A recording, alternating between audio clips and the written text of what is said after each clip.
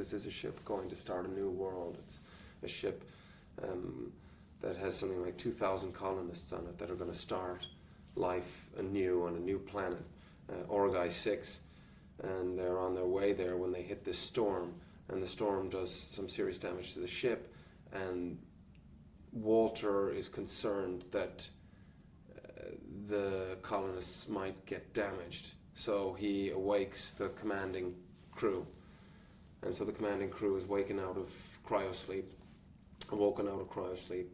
and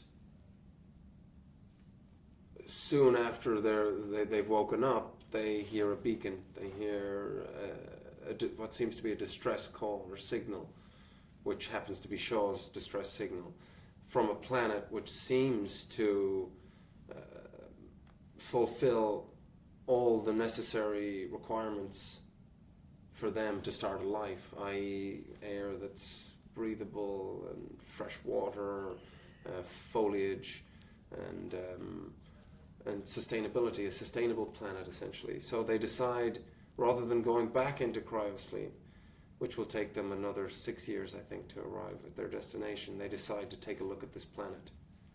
And they shouldn't have done that.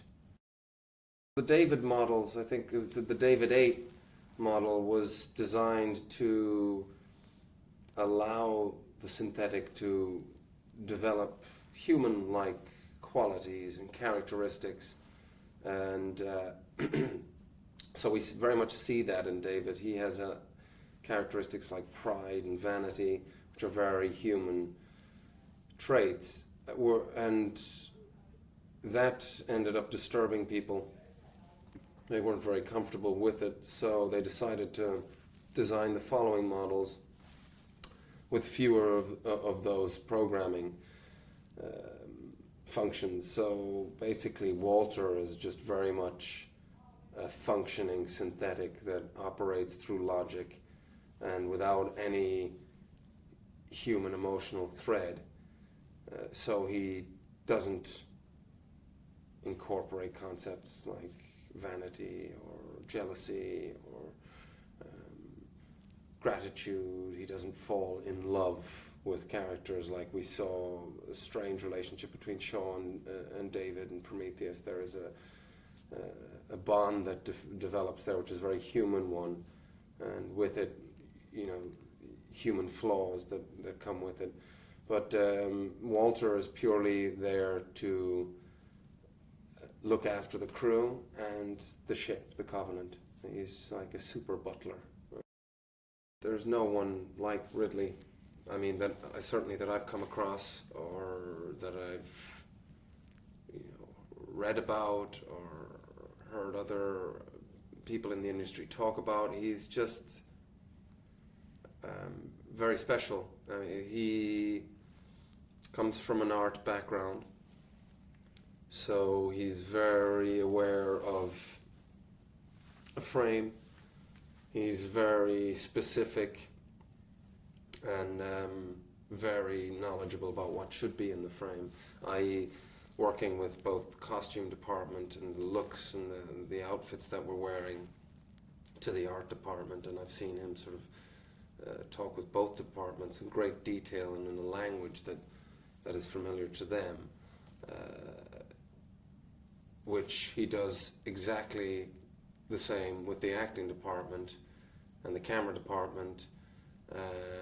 Every department, he's seen everything, and I think through making so many commercials himself, also with his company, his passion for talent in the industry and his acknowledgement of talent, again, in all departments. Ridley will always pick actors that might be in the fringes of popularity, let's say, films that are more art house, and always, again, great diversity in his cast, different ethnicities that he uses, and also just the way that he notices